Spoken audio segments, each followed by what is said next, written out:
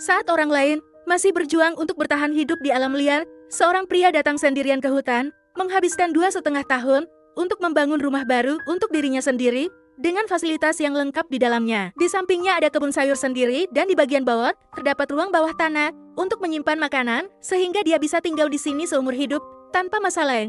Pada tahun 2019, saat salju turun lebat, Fitih, yang baru saja lulus SMA, tidak ingin terus bergantung pada orang tua. Jadi dia pindah dari rumah untuk mandiri. Setelah menemukan lokasi yang bagus, dia mengeluarkan kapak dan mulai menebang pohon. Pohon-pohon besar di musim dingin sangat keras, membuatnya sulit untuk ditebang.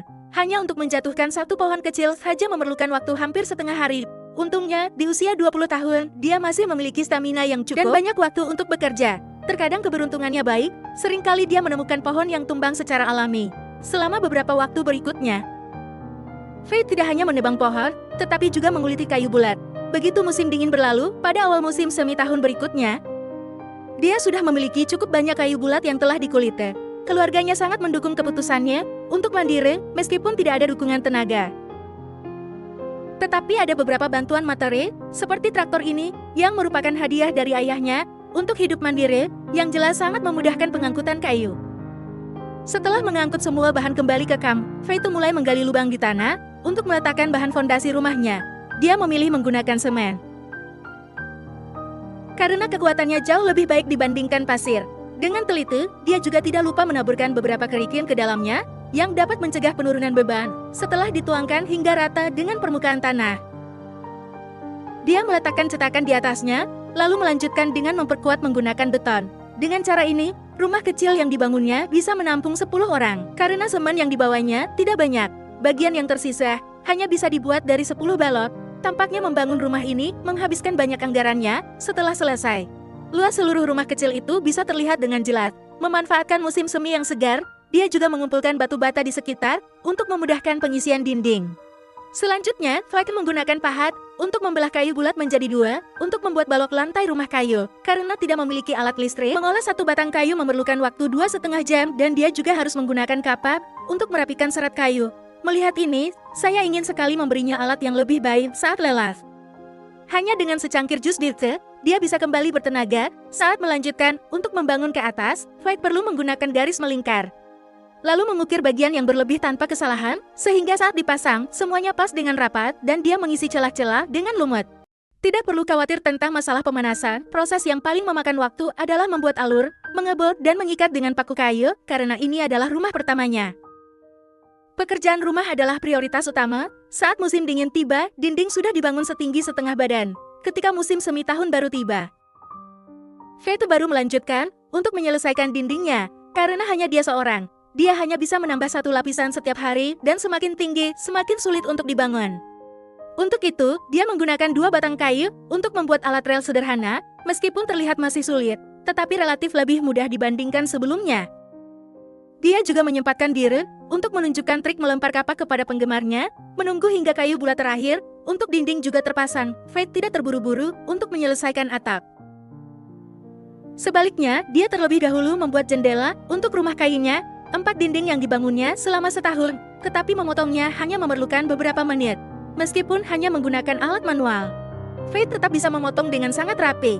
Dia memilih lokasi pintu di sisi yang menghadap matahari, sehingga saat pintu dibuka, sinar matahari bisa masuk dan kayu yang dipotong tidak akan terbuang sia-sia.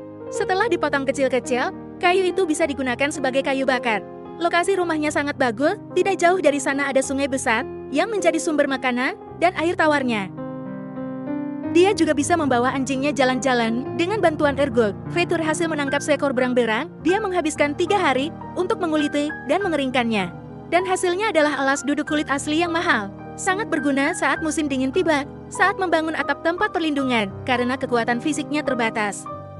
Dia juga meminta bantuan kakeknya. Dengan bantuan alat angkat, 3 balok utama di atap berhasil dipasang, sementara daun-daun di samping masih perlahan jatuh. Sementara Faith yang sudah terbiasa dengan ritme lambat, masih perlahan membuat alur, lalu menggunakan slot yang disiapkan untuk membangun dinding dengan rasa ritual. Dia juga menyisipkan beberapa koin di balok kayu, melambangkan harapan akan kekayaan yang akan datang. Suhu di hari baru ini menurun cukup drastis, menandakan bahwa musim dingin tidak lama lagi akan tiba. Jadi sekarang dia harus segera memasang papan penyangga untuk memudahkan pemasangan atap yang rapi di atasnya. Tidak perlu banyak perbaikan, cukup diasah tepinya dengan kapak. Saat disambungkan, tidak ada celah, dan senja hari itu juga sangat indah. Untuk mempercepat proses, malam ini dia akan lembur untuk mengejar tenggat waktu. Akhirnya, saat sinar matahari pagi menyinari dedaunan, dia berhasil memasang semua papan penyangga dengan baik. Dari dalam, tampak sangat estetis, bagian yang menjulur ke depan akan menjadi atap baru yang dapat mencegah air hujan masuk ke dalam rumah. Terlihat anjingnya lebih gemuk dibandingkan musim panas. Setelah menyelesaikan bagian atap yang baru, dia membersihkan kulit kayu di dalam rumah. Ini adalah bahan terbaik untuk api unggun di alam liar, jadi dia tidak berniat membuangnya, meskipun saat ini rumah kayunya belum memiliki pintu. Dia masih bisa tinggal di dalamnya. Saat ini, Fit merasa sangat puas. Besok dia bisa memasang atap dan menyempurnakan dekorasi di dalamnya. Hari ini, Fit membersihkan atap sedikit untuk mempersiapkan pembangunan rangka atap selanjutnya di sisi yang jatuh ke atap rumah.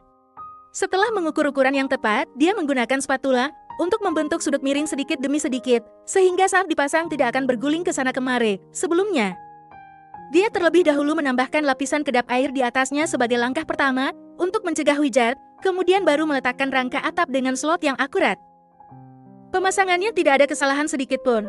Hari ini bukan cuaca yang baik untuk membangun. Dia baru bekerja sebentar. Salju pertama musim dingin pun datang tepat waktu. Jarum pinus yang tersisa juga kehilangan hijau terakhirnya. Cuaca buruk ini membuat efisiensi kerjanya menurun drastis, hingga malam tiba baru dia menyelesaikan bagian yang berlebih. Karena rumah kayunya belum terlindungi, jadi malam ini dia hanya bisa beristirahat di tenda. Pagi berikutnya, salju sudah cukup tebal. Saat dia pergi mengambil air di dekatnya, dia menemukan bahwa sungai di sini belum membeku, jadi tanpa ragu dia melompat masuk untuk melakukan olahraga ekstrem bagi seluruh pori-porinya. Setelah mandi, Fit merasa seluruh tubuhnya kencang dan langsung menambah 2 push-up. Cuaca yang baru saja membaik kembali menjadi buruk, jadi dia menunggu salju sedikit reda. Dia menggunakan bahan isolasi yang baru dibeli untuk rapi di antara rangka atap. Ini adalah pekerjaan yang sangat sabar, tetapi bisa efektif menjaga suhu agar tidak hilang. Dengan lapisan tebal yang penuh ini, dia baru meletakkan papan kayu yang sudah dipotong di atasnya. Bekerja di ketinggian harus sangat hati-hati, terutama di musim dingin. Sedikit saja tidak hati-hati, bisa terjatuh. Untuk memiliki rumah sendiri, Fit merasa semua usaha ini sangat berharga. Setelah selesai, dia menghilangkan bagian yang berlebih. Kemudian dia mengambil lapisan kedap air untuk melakukan langkah kedua dalam pencegahan air pada atap. Permukaan yang halus sangat berbahaya untuk diinjak, jadi Fit menancapkan beberapa batang kayu untuk pijakan. Dan juga bisa efektif mencegahnya terbang terbawa angin. Suara ketukan yang nyaring ini bahkan membangunkan jiwa yang baru bangun dari hibernasi. Setiap waktu luangnya, Fit digunakan untuk membersihkan debu di dinding yang secara alami menumpuk selama setahun. Bagian yang berlumut perlu sering dibersihkan. Embun pagi berikutnya jatuh ke rumput. Fit juga bangun lebih awal dari mimpinya. Masih banyak yang harus dilakukan hari ini, seperti perbaikan atap. Dia mulai menyusun kayu dalam pola jaring. Kemudian menggunakan paku untuk mengikat jarak antar papan kayu. Dia menyisakan ruang yang sangat sempit agar bisa memudahkan pemasangan atap. Karena atapnya belum cukup dipesan, dia memilih untuk menutup bagian yang mana. Pekerjaan ini tidak sulit, setidaknya dibandingkan dengan membangun atap. Dia menggunakan kapak untuk menghilangkan kulit kayu di kedua sisi. Kemudian hati-hati meletakkannya di dalam api unggun. Selama proses pembakaran arang, perlu mengatur panasnya dengan baik. Jika tidak, itu benar-benar akan menjadi kayu bakar. Setelah selesai, dia menghaluskan dengan kertas pasir. Dengan cara ini, rumah yang dibangun bisa mencegah kerusakan oleh rayap secara maksimal. Setelah dia melapisi pelindung di atasnya, penampilan rumah kecilnya juga meningkat cukup banyak. Hutan di musim semi sangat sejuk. Fit sering pergi berpetualang. Dalam perjalanan, dia secara tidak sengaja menemukan sebuah makam kuno yang tampaknya sudah lama ditinggalkan. Namun, atapnya masih bisa dimanfaatkan. Misalnya, jika dibersihkan dari debu yang sangat tebal, bisa digunakan kembali di atap, meskipun barang bekas. Namun, anggarannya bisa menghemat banyak, itu membuatnya sangat senang. Hujan di hutan musim panas berlangsung 10 menit, sehingga pencegahan air sangat diperhatikan. Setelah mengupas atap, dia juga pergi ke hutan birke. Kulit kayu ini sangat mudah terkelupas di musim panas dan tidak merusak pohon itu sendiri. Bisa digunakan untuk penyegelan kedap air di atap. Saat ini, anjingnya yang cerdas juga membantunya mengumpulkan banyak kulit kayu. Setelah itu dia baru melapisi atap rumah. 2,5 tahun pengalaman bertahan hidup di alam liar, tetapi keterampilan Wetty sudah sangat mahir. Baru saja menyelesaikan pekerjaan ini, tiba-tiba cuaca berubah. Chang Yu membantunya memeriksa hasilnya. Bisa dibilang sangat sukses, tidak ada setetes air pun yang merembes masuk ke dalam rumah. Beberapa hari ke depan, dia pulang untuk sementara waktu, lalu kembali untuk mencoba lagi. Di bawah vegetasi yang lebat, tersembunyi beberapa buah liar. Karena jumlahnya yang banyak, dia menyadari perlu membuat sebuah ruang penyimpanan untuk makanan. Memikirkan hal ini, dia mengangkat sekop dan bersiap untuk menggali sebuah ruang rahasia di depan pintu. Tanah yang lembut, sangat mudah untuk digali, hanya saja gigi gergaji di bawahnya menambah kesulitan. Untungnya, Wete memiliki alat pemotong dan palu hultian yang bisa dengan mudah membelahnya menjadi dua. Setelah membersihkan batu-batu di dalamnya, dia juga mencampur sedikit semen. Digunakan untuk memperkuat dan mengeraskan, hanya perlu mengeringkan secara alami semalaman dan dia bisa mulai menumpuk bata di sekelilingnya. Selama proses itu, dia perlu sering mengukur dengan level. Jika tidak, serangan balik di kemudian hari akan sangat sulit, harus setinggi permukaan tanah. Dia juga menggunakan cetakan untuk menuangkan sebuah penghalang, sibuk mencegah hewan lain datang merusak. Setelah seharian bekerja, sore hari adalah waktu istirahat yang langka baginya. Wete setiap hari akan berjalan-jalan di sekitar, sambil mengumpulkan beberapa jamur liar. Jenis spesifiknya seharusnya ditanyakan kepada orang Yunan. Malam itu, cahaya bulan sangat indah. Keesokan harinya dia memotongnya menjadi potongan kecil, lalu menggorengnya tanpa menambahkan bumbu sedikit pun. Rasa makanan ini agak sulit dibayangkan. Setelah kenyang, panel surya yang dia pesan juga sudah tiba, sebagai seorang modern. Untuk bisa tinggal lama di alam liar, pasokan listrik yang cukup jelas sangat penting. Dia membuka panel surya dan menempatkannya di sisi yang menghadap matahari. Sisi lainnya terhubung dengan baterai. Sekarang Wete tidak perlu khawatir lagi tentang listrik dan di waktu senggang dia bisa mengedit video di sini. Bisa dibilang tingkat hidupnya meningkat pesat. Saat ini, waktu tanpa terasa sudah memasuki musim gugur. Mengingat musim gugur tahun lalu masih di tahun lalu, dia melanjutkan rencananya untuk mulai menyiapkan bahan isolasi untuk lantai dalam rumah. Dia memilih menggunakan serbuk kayu sebagai pengganti. Keuntungannya adalah menghemat anggaran dan pemasangannya sangat mudah. Kerugiannya adalah harus sangat memperhatikan masalah kebakaran. Terlihat bahwa papan kayu sudah memiliki kerusakan. Menyambungkannya terasa semudah menyusun balon. Wete menghabiskan total 2 hari untuk menyelesaikan pembangunan lantai. Kualitas ini bahkan bisa digunakan untuk bermain basket di atasnya, dan beberapa sisa potongan kayu dia rakit menjadi penutup, pas dipasang di pintu masuk ruang penyimpanan. Di bawah ini tidak hanya tersembunyi, tetapi juga aman dan suhu di dalamnya bisa terjaga antara 0 hingga 5 derajat. Sangat cocok untuk menyimpan sayuran dan makanan kaleng, agar mudah masuk dan keluar. Wade membuat sebuah pegangan dari kayu, lalu membakar beberapa kayu di tengah badai salju, menghubungkannya di dalam ruang penyimpanan dengan tongkat, sehingga dia bisa mendapatkan rak penyimpanan yang sangat kokoh. Dengan cara ini, makanan yang disimpan bisa dipisahkan, di bawah bisa diletakkan beberapa buah dan sayuran, sementara di atas adalah selai buah dan jus yang dia buat sendiri. Membuat hidupnya tanpa khawatir, sekarang hanya perlu sedikit modifikasi di dalam, dia bisa langsung pindah dan ini tentu saja hanya bisa dilihat di musim panas. Beberapa hari yang lalu, Wete menyelesaikan bentuk umum dari rumah kayunya. Sekarang dengan suhu yang semakin rendah, dia harus segera membuat pintu besar untuk meminimalkan angin dingin dari luar. Setelah kayu dipasang dengan 8 paku, bisa disusun lebih rapi, dan 2,5 tahun hidup di alam liar membuat Wete sangat mahir dalam menyusun papan kayu. Meskipun hanya menggunakan alat manual, dia tetap bisa memotong dengan sangat rapi. Setelah meratakan kedua sisi kayu, dia menggunakan pahat untuk membelahnya menjadi 2. Di tengahnya juga harus menyisakan bagian untuk pegangan, sehingga kerangka pintu yang dirakit, meskipun tanpa menggunakan paku, tetap bisa terjamin kekuatannya. Mengingat aktivitas rayap yang sering terjadi di musim panas, jadi papan pintu setelah dipasang, harus dibakar di api unggun. Api yang menyala tidak membuatnya menunggu terlalu lama. Dengan cepat selesai batch pertama, warnanya membuat rayap pun harus berpikir 2 kali untuk mendekat. Sekarang hanya perlu menyatukan papan-papan tersebut, lalu memasukkan wall isolasi untuk menghangatkan. Pintu besar ini meskipun sudah selesai dibuat, dia masih dengan teliti memasang sebuah lubang kucing di atasnya untuk mencegah hewan datang mengetuk pintu di tengah malam. Saat ini, setelah menghubungkan dengan daun teratai, dia tidak perlu khawatir angin dingin masuk ke dalam rumah, karena tidak ada paku pintu yang sesuai ukuran, jadi dia hanya bisa menampak sendiri. Ini adalah langkah yang sama sekali tidak saya duga.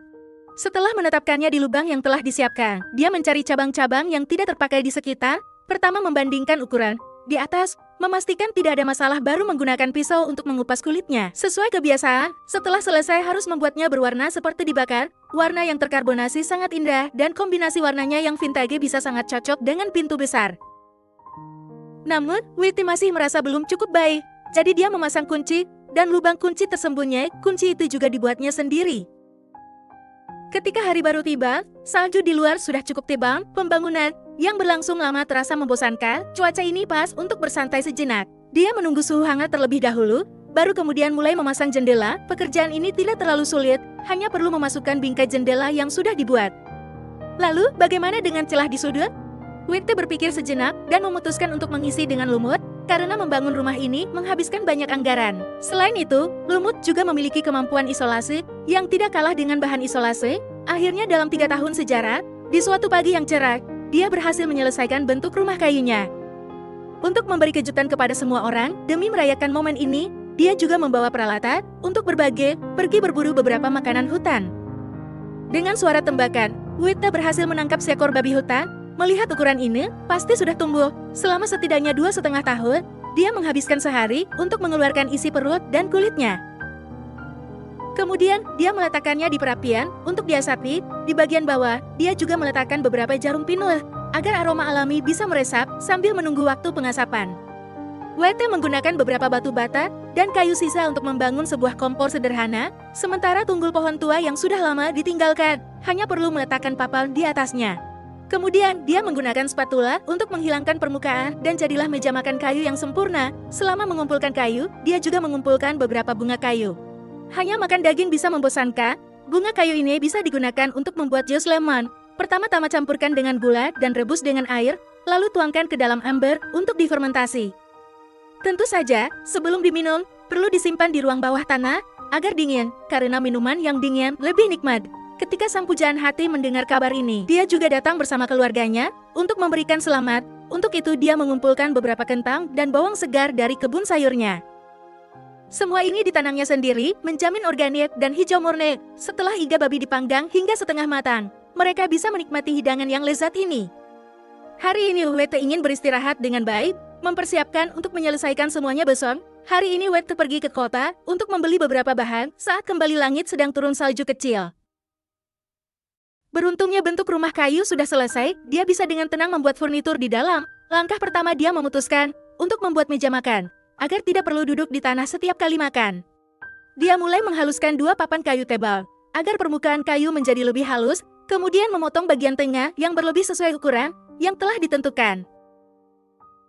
Dengan begitu, dia bisa mendapatkan papan meja yang baru dan saat membuat kaki meja, agar tidak goyang, Witte perlu membuat struktur sambungan. Yang sudah belajar akan memberikan bunga, yang belum belajar akan kehilangan bulu dan kelereng. Setelah semua kayu dirakit, Witte melapisi permukaan papan dengan minyak. Sambil menjaga agar tahan lama dan mempertahankan warna asli kayu, setelah memiliki meja, hidupnya jadi lebih mudah. Ketika hari baru tiba, Witte mencampur sedikit semen. Kemudian menggunakan struktur sambungan untuk mengamankan. Proses ini sangat sederhana, memastikan orang dengan keterampilan bangunan rendah juga bisa belajar. Digunakan untuk membuat perapian di rumah kayu, dia pertama-tama menuangkan semen ke lantai untuk mengering, lalu meletakkan lapisan ubin sebagai alas. Perapian akan membakar dengan suhu yang sangat tinggi. Ubin adalah bahan yang sangat baik untuk tahan api. Kali ini Witte juga membawa banyak batu bata. Hari ini dia memutuskan untuk membangun kompor terlebih dahulu. Setelah meletakkan lapisan pertama batu bata, dia mengukur apakah ada kesalahan ukuran. Setelah memastikan tidak ada masalah, dia melanjutkan menumpuk dengan semen. Selama proses, dia juga meletakkan papan kayu untuk membentuk. Ruang di bawah ini adalah tempat membakar kayu. Sekarang hanya perlu terus menuangkan air ke dalamnya. Kemudian biarkan mengering secara alami dan dia bisa memasang perapian di atasnya. Di dunia ini dia juga tidak menganggur, melainkan membersihkan debu dari jendela dan menyimpan cukup banyak kayu bakar. Seseorang di alam liar, semua hal harus dilakukan sendiri. Untungnya Witte sudah terbiasa. Hari kedua cuaca tetap baik setelah berbagi semalam. Dengan bantuan istrinya, Witte berhasil memasang perapian di samping kompor. Karena pengukuran yang tepat, produk jadi tidak ada yang salah. Sekarang dia bisa membuat notasi untuk perapian. Hanya saja cuaca hutan di musim panas sering berubah. Untuk mencegahnya basah oleh hujan, dia membuat kanopi sederhana di atap. Setelah selesai, Witte kembali ke dalam, melepas bahan isolasi di dalam atap dan ubin di bagian atas, dan bisa menggunakan batu bata merak untuk menumpuk lebih tinggi.